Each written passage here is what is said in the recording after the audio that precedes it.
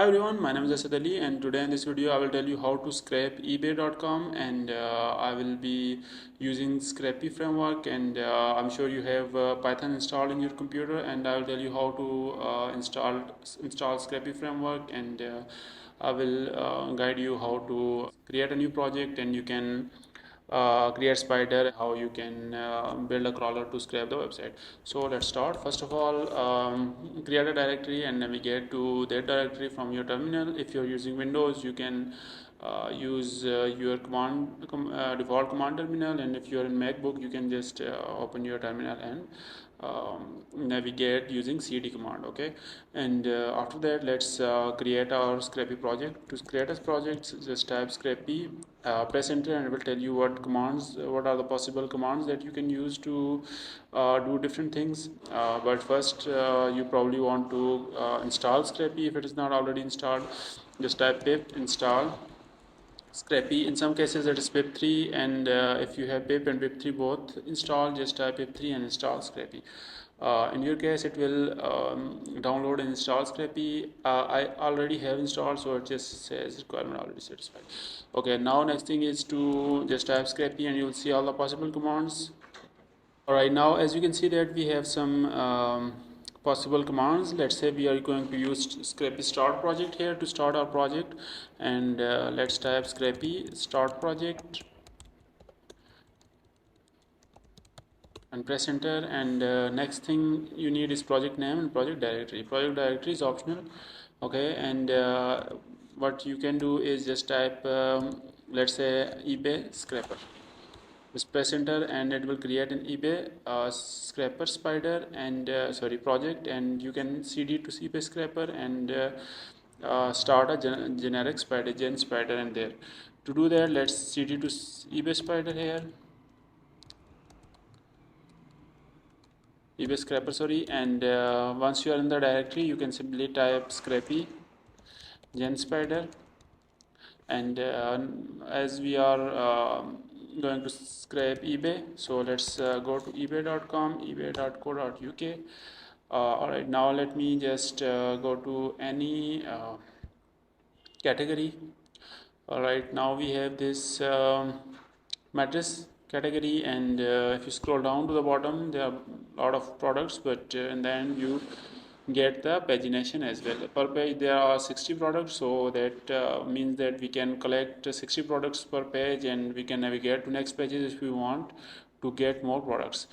Alright, now this is the link I'm going to use, so let's copy that and go to Scrapy gen spider, and name of the spider is spider, sorry, name of the spider is eBay, and just paste the link here. Alright, just slide mistake, you need to add inverted commas in around the link. Alright, now I have the scraper.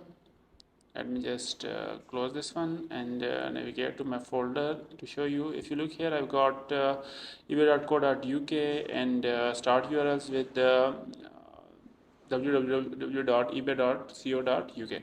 Now what I'm going to do is I'll probably have to like replace this link, replace this start URL, because I want to start from this point instead of the main domain. Okay, so just a minute. Let's just replace this here and add a new row. Okay, now you can see the whole link, and what will happen is that Scrapy will send a request to start URLs, and the response will be handled by this parse method. Okay, now what I need is I need all the links. So what let me tell you one more thing here is that you can create a new tab. Let me just create a new tab here in Mac terminal. I guess you can create a new tab, and if you are on Windows, just open a new terminal. Okay, inside the same directory, in my case it's eBay scraper, just type Scrapy shell. If Scrapy is installed, it will just open a shell for you. This is really useful thing to useful thing for testing the code and while using the Scrapy framework. Here what you can do is you can just copy the link that you are using a start URL, and just type fetch, and inside square brackets inverted commas, sorry, add the link and press enter. The scraper will simply get the this link and save the response in the response variable. All right, response start status code and non-type object. Okay, that means that all right. So one more thing here is that because we have some limitations in let me just show you. All right, we have eBay website and it has a reports.txt file. Every website has a reports.txt file. Just all you have to do is just type reports.txt at the end of a domain with forward slash, and you will see all the policies and allowed and disallowed part of a website by website owner to the for the board. So this is what boards follow usually. So if you want to avoid this, then you can just simply set reports text underscore obey to false. And another thing that you can do is you can just use a user agent here. Just go to the website and just go to inspect network, and right now there are no requests. So let me just refresh this, and you will see some requests going on here. All right, now let me just expand this thing. Go to the bottom, and here is the user agent that you can use in your crawler. All right, now I have this user agent. Let me just replace with the default one. All right, now I have what I need. So let's just quit out of it and try again. Okay, now let's create open Scrapy shell again. Now fetch the same link, and all right, got some. Okay, let me just see response as status code. All right, it doesn't have a response dot status. I think what was it called? Status only. Okay, if you look here, I have got response dot status, which is 200, which means that I got the response. To see what you have got in response of the request I've sent to the website using fetch method, just type view, and inside those brackets type response. If you look here, the response is saved in an HTML file on your computer, and if you scroll down, you got all the links and products, some details, and everything that you see on the website. You are able to see everything on that is received by crawler as well. Okay, the next thing I'm going to do is I'm going to get the links from this website and then navigate through pages. So let me just you inspect the elements and see what I can use. Okay, if you look here, we have got this tag, a tag with this s item link. Let's check if it is consistent for all the links, or it is assigned to other links as well. So if you look here, it is pretty consistent for all the products only. So let's just copy this thing, and okay, let's go to our code first, and let's assign this as product links equals to response.xpath a tag, and inside of it we have this class, and to get href just type @href and type get all. All right, now we have got all the links. Let's test this if it works. Sorry.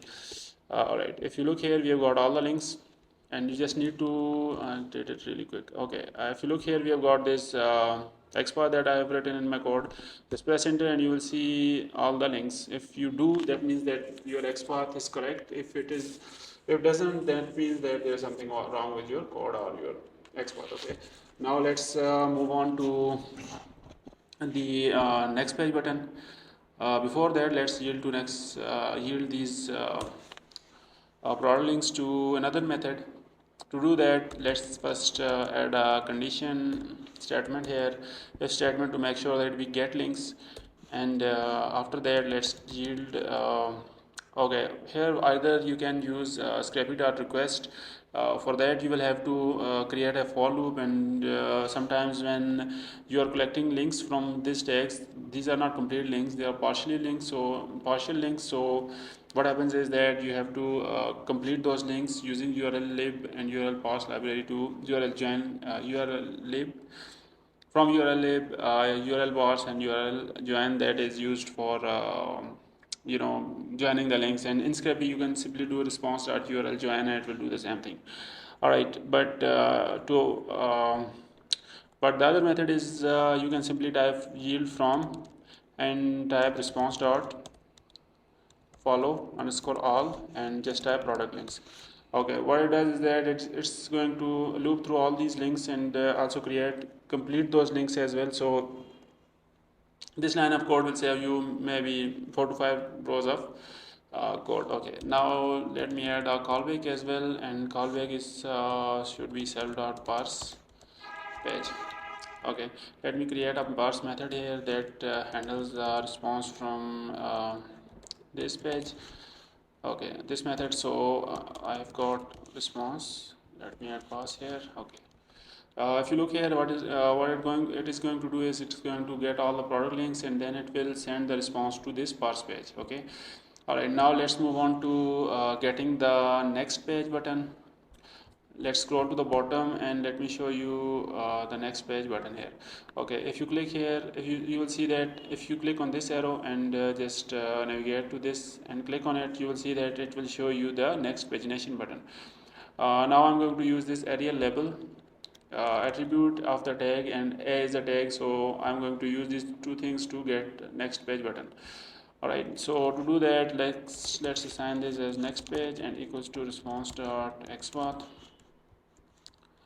Okay, and in there I can use it is a tag, so I'm going to use a, and with area label as go to next page source page. Okay, and just forward slash and href should do just fine. Okay, now get will get me the link, so let me add another statement here. If next page, now I'm going to yield, but not from. In previous case, we had list of links, so we had to use yield from to get to go through all the links. But in this case, because we have only one next page link, so just type yield, and instead of response dot follow all, just type response dot follow, and in here just type next page. Sorry, next page, and the next thing is callback, which should be the same method that we are in right now. So what will happen is it's going, if it sees the next page, it will send the request to their next page, and the callback will come back to the same method. This way,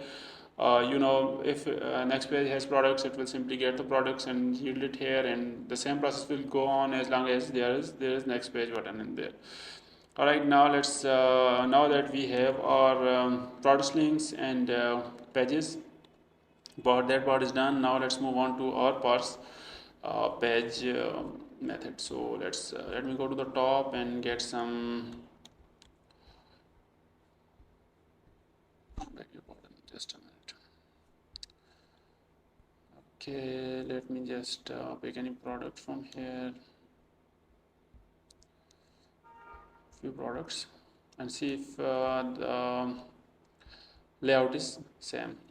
Okay, here we have these details, and there are two prices here, but in this case we have one. So what we can do, what I'm going to do is I'm going to get the first product, sorry, first price, which is probably for one item, and the second one has the third one has only one price, so that means we can get either of these. Okay, so let's just copy this link and paste it in our shell and try to fetch it. To fetch it, do the same, just type fetch, inside of those brackets, just insert the link. I guess something there's an event loop in thread, whatever, just ignore that. And all right,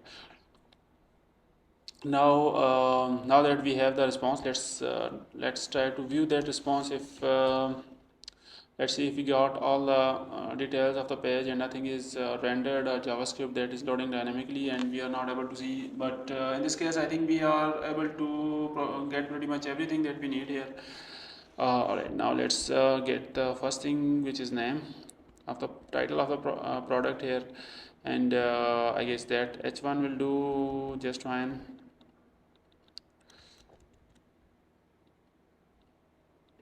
Alright, just copy this class, and I'm going to use h1. There's probably only one h1, but it's better to use attribute with a tag so that it can be more specific. Okay, to type that, just type h1, and inside those square brackets just type this. Alright, the text is in span tag, which is child tag of the h1. So what I've got here is span tag has two different data sets, so I'm going to use get all, and I've got all these. Now after get R, I'll probably it's better practice to join them instead of getting the only the first one would be an incomplete name, so which is not a good idea. All right, what is the problem here? Okay, I just added a character here. Okay, if you look here, we have got new memory form, sprung, colted, matrix, whatever. We have got the name. Just copy this text. And good thing about using this Scrapy shell is that you don't need to, you don't need to run the whole script to find out what errors you are getting and stuff like that. So let me just add title here, product title, and I can use it here. And after that, next thing that I'm going to get is I think there were other details like now this chart description is not available in that page, but I can use some more information. So let's use this tag. Let's check if it is available other places, as I think there's a lot of repetition of this tag. So let's use something else. All right, it is okay. Let's try this one. Alright, this is only one place, so let's use this class and attribute, and inside of that I can use this class and tag to get the subcategory, subtitle, whatever. Let's do that, and subtitle is equals to, let me just go back to my shell, and sorry, response.xpath. Let me just clear the whole thing first. Alright, response.xpath is supposed to be like this, and div, and okay, if you look here, I've got the element here. Let me just double slash to what was the tag name again, this span and with some clause. Alright, now let's go back to shell and use it as span at. Alright, I don't see that thing coming up. Why is that span title probably not inside of that? All right, because as I mentioned, because we fetched this link and it doesn't have the subtitle, so that's why it's not showing. All right, we can use the, I think this looks fine. Span and text, this should get me the text, nothing to worry. So let's just slash it and forward slash text dot sorry, get, this should get me the link, sorry, subtitle here. Let me just add it here, and the next thing is next thing is probably the, let's say, price, item prop, and span and item prop. All right, so all right, let's use that product price, response.xpath, and inside of that I can use beg your pardon, what was the span, and I span. All right, so span and paste it here, slash text that get, and I think this should get me all the text from within that tag. I think there are like 2 to 3 sub tags, so sometimes it doesn't get all the text, so it's better to join them instead of using the first get, only the get. Okay. All right, now I have product price as well, so let me check one more time here. Let's see what tag they are in, and I don't want to miss price in this case. Okay, so let me just find out where is that price item prop tag. I don't think that is here, so it means that I will have to write separate XPath to get it. Let me just one way to verify an XPath is that inside and here just press Ctrl or Command F and just copy your XPath. Let me just copy this thing from here, not the square inverted commas, only the uh, XPath within. Okay, just copy and paste it here. If it gets you anything, that means that all right, I have got the price. I guess that is a good thing. Okay, the price is down here, I beg your pardon. Okay, that means that I can get the price, and if you see here I have written the XPath and it is highlighted that place. Now the text part, just remove the slash text and you should get the right XPath. This way you can verify your XPath and also in the shell by running the shell command. All right, now that we have price as well, let's move on to next thing, which is images. Okay, we have these buttons, and inside of each button we have got source, image source. Okay, so let's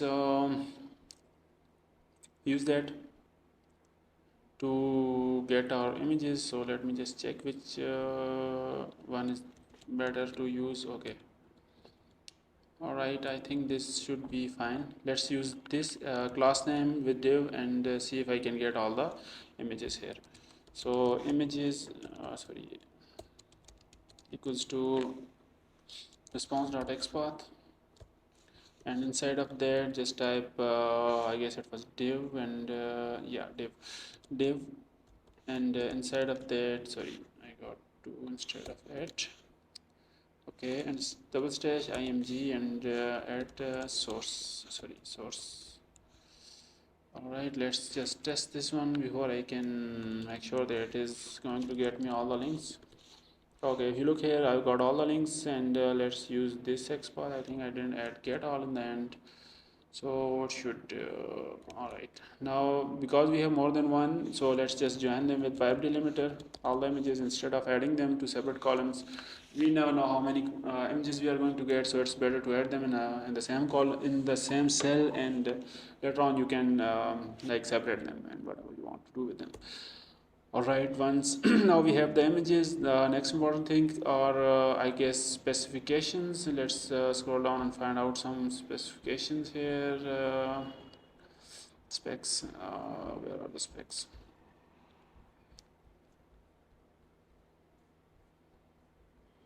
I think these are the specs. All right, these are very few specs, but we have got some. Let's see if I have more here for this. Okay, we have a lot of specs here, so let's use these. So what happens here in Scrapy is that whenever you are yielding first product, in that time, at that time, Scrapy decides the column names. Okay, so if you are yielding and as a condition, as a title, and this is the value, and at some point the products change and the item specifications change, the column titles, let's say it's electronics product, it is going to it doesn't have going to have like these firmness, pattern, and all those things. So titles will change. So what Scrappies does is that for the first time, what columns you are yielding, it will stick to those columns instead of headers. Sorry, headers. So so make sure that you are using generic instead of using specific column names. From that I mean that if you're using department or firmness as a column title, it is not going to yield anything other than that if that is the only column in the that was the only column in the first yield. Okay, in the first yield it is going to decide the column names. All right, now let me just add all these specs in one sheet and see what happens. Okay, right now what I have is maybe I can use this section or feature section. Let's use this class, sorry. Okay, if you look here, all the things, all the features are enclosed in this div tag. So let's use this with div and class. Okay, all right, so now response.xpath, and let's try to use div with this. Okay, now we got the element here. Now let me just find out, let me tell you how to, let's say we have because we are going to put them all of them in the one cell. So what we need is we need to let's say add this condition, and next to it we will need to add this value, and when we go to, when we have, after that, because we have shape, we will have to add another delimiter. All right, so to do that, let me just tell you how you can do that. So if you look here, we have these labels tag, and next to it is values tag, if you look closely, and next is labels, and next is values. Okay, now I'm going to get this one. Okay, I guess let me just first copy this and add it here. Let's call it spec container, and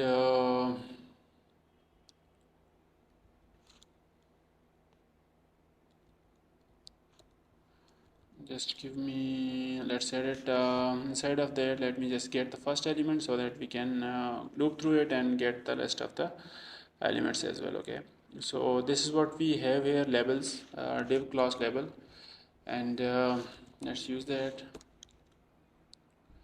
If you look here, we have got this first one is div is the main container, and the second one are all the labels. Okay, so for each label I'm going to get the next following sibling and get the item or whatever value, label and value. I guess this next is value. Yeah, the I'm going to get the value for that label. All right, so let's loop over it for x in spec container, and let's just change the to container. And all right, now first thing is another thing I'm going to use is its all spec,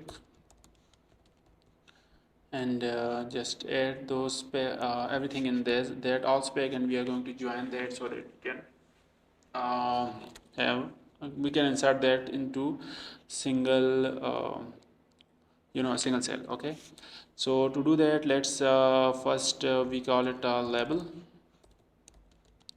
and the container dot export, and for that just type text. It should get you all the text from within labels. Make sure to join it because there are multiple tag within one div tag. Next is value,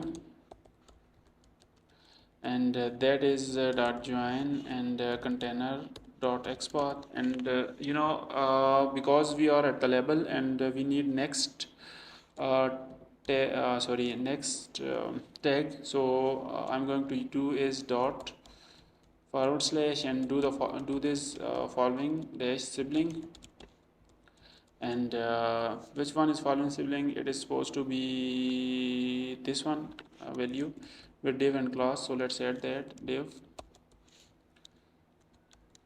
So one thing to remember here is that let's say we have label here, and value doesn't exist. It will get you this label. Okay, this value, sorry.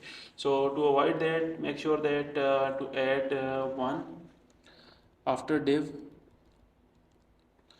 See, now div and in square bracket 1 means that the first div should be this one with class attribute, otherwise it is not the right one. Okay, so this is how you make sure that you are getting the right value for for the label you are looking for. All right, so let's just do text and get all. Okay, let me just I think test it as well. It's a good idea to test the code before executing it. So just give me a minute, let's paste it here, and string selector found. Okay, just let me have a look at it. Okay, I'm supposed to get all here as well. All specs, print all specs. I didn't get any. Okay, I didn't append anything, so of course I didn't get any. Okay, all spec dot append. So here what I'm going to do is I'm going to join label with the full colon and with the value. Okay, label is not defined, which means, okay, sorry, misspelled.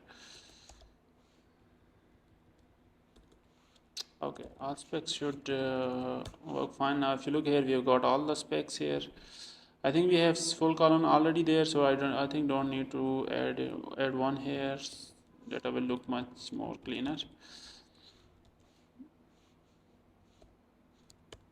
Okay, if you look here, we have got condition, shape, color, and everything. Now let me just copy this part of the code and get all here. Copy this part of the code here, and I guess we are good. Now all I need is I need to all spec equals to join. Let's join them. Dot join all spec. Okay, so what it's going to do is it's going to join the whole list that we get. Let me just quickly show you here as well, because we are going to add them in one cell, so we don't get the data all over the place to make sure that. So if you look here, we got new and a brand new used and all that stuff is there, so it's going to be in the same cell. If you want to separate them, you can simply separate them using pipe delimiter. Okay, you can add any delimiter that you want or if feel comfortable with. All right, now I think we have all the details that we were looking for, and let's yield them.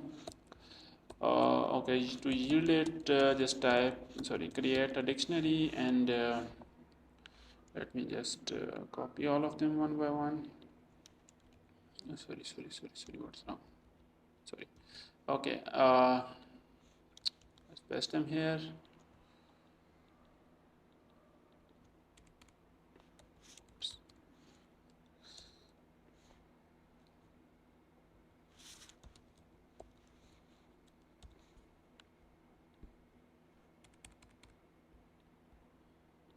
Okay, I think that's it. If you see, oh, beg your pardon, this is not a list, this is a dictionary. Okay, this is what I need to do. Okay, now that I have this dictionary, and everything looks all set, let's try to run this scraper and see what I get in the output. To run a scraper, when you are, make sure that you are in a directory where you have, let me just show you ls. So let me just tell you one more thing. If you are in Mac, just type ls, and if you are in Windows, just type dir. Both will do the same thing. They will list all the items in that same directory. So if you look here, eBay scraper, make sure that you are in the same directory where you have scrapy.cfg file. Now let's try running our spider scrapy crawl, and it's, I guess, eBay out eBay underscore scraper eBay. Let's call it test.csv. This first test, so call it first test. Okay, let's see what we get in return. Okay, one more thing that you should be mindful of is that filter offset site request, ebay.com. We didn't mention ebay.com, so it just didn't get response from a website where it was ebay.com. So either you can remove the whole thing, it will be fine. If you're not using crawl spider, which crawls all the pages of the website, then you should probably, you have like you are crawling specific uh, crawling a website in a specific pattern like I did. In this case, I'm just going through the next page and collecting the product pages. So you know that you are not going offsite, so you can just simply comment that out. Or you, if you have like crawl spider and you are going through all the links, then you should make sure that you add all those domains where you that you want to stick to. Okay. Alright, so let me just go back to the scraper. If you look here, it is going fine, and I guess there are a lot of links, so I can probably don't want to go to all the links. Alright, just okay, we have plenty of links. It will just go through all the links. Instead, let me just stop it right here and see the output. Okay, give me a minute. Okay, this is the one.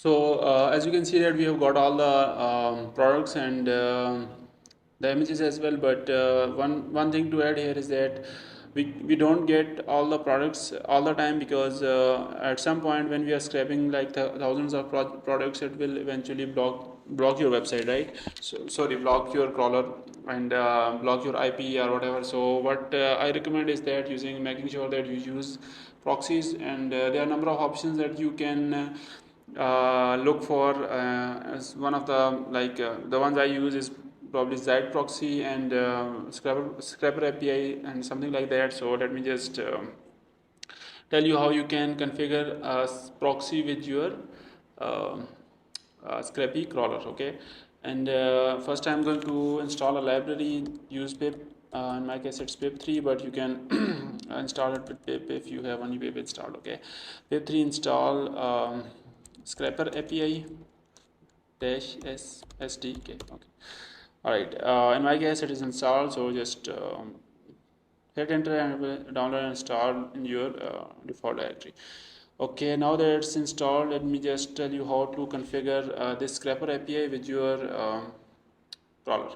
The good thing about Scrapper API is that it handles your request instead of providing you list of proxies or something like that. It just handles you just need to send a request and it will send a request using API key, and it just gives you the response instead of you having to like configure the whole proxies and create proxies all by yourself. So it is a good thing to use a service like that. It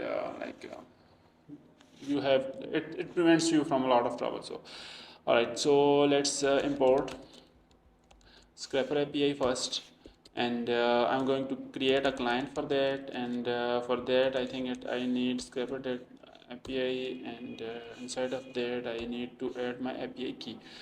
You can get your API key from Scrapper API website. I think I have. I'll add you know a link in description. You can just follow that and get the Scrapper API. It has referral link. You will get some discount as well. So I think it is a good idea to use that.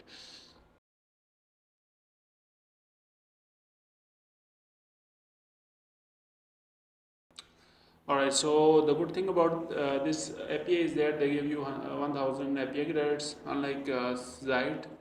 Zite is pretty good, but they do give you a low 7 days trial, but you don't always need that, because if you are working for a client, you don't want to purchase a monthly subscription and then, and use like couple of requests instead of you have to purchase the whole instead. I mean, you don't need to purchase the whole subscription for testing as well. So it's a good thing that they provide 1000 API credit for a month.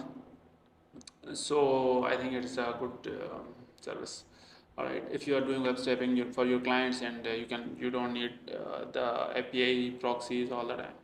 Okay, just copy that and add your API key here. Okay, now let me just configure it. To configure that, here what you need is so far we have been using like response.follow all, but and I think in this case you will have to use for loop for URL in product links, and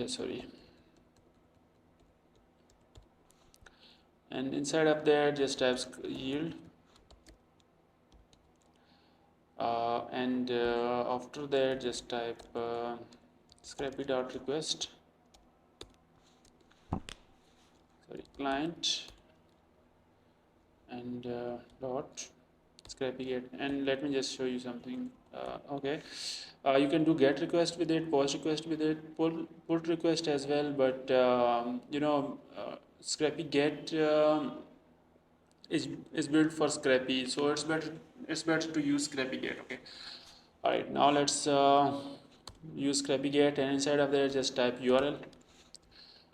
And if you are using allowed domain, make sure to comment it out, because it is going to make requests to Scrapper API instead of the actual domain, so it will filter it out otherwise. Okay, now the next thing is callback equals to serve.parse page.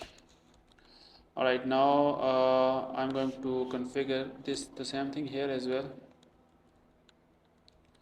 Instead I'm going to use next page link, and just make sure that the next page is complete link. Okay, I think it is a complete link, but in this case, but sometimes it's not a complete link, and it is a partial link, so all you need to do is just have URL join, and it will do that.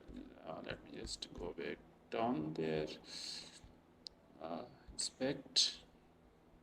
Okay, if you see here, we have this complete link here. So if you don't have a complete link, if it's a partial link, you just use next page equals to response dot URL join.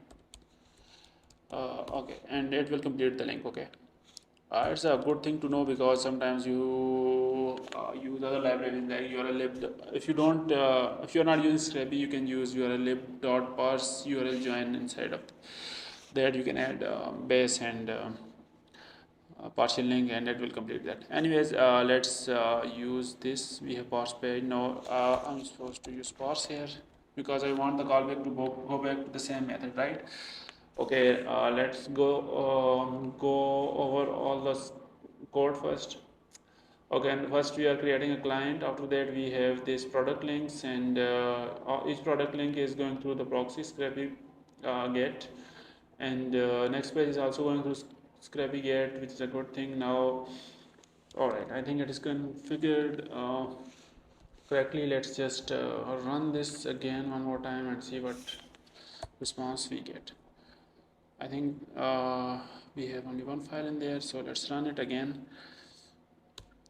Okay.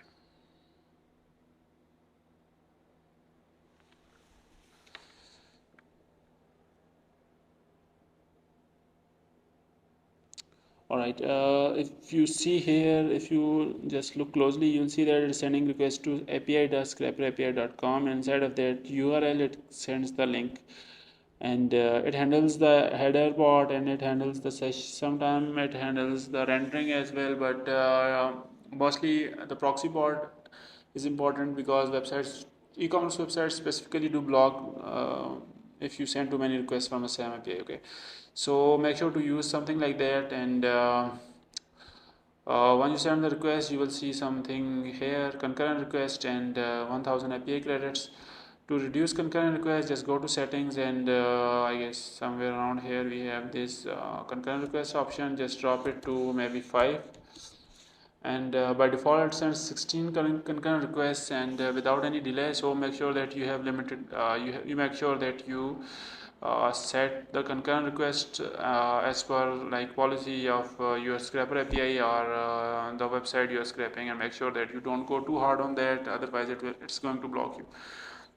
So the scraper is running, it will go through all the pages, so let's just stop it here and see the results.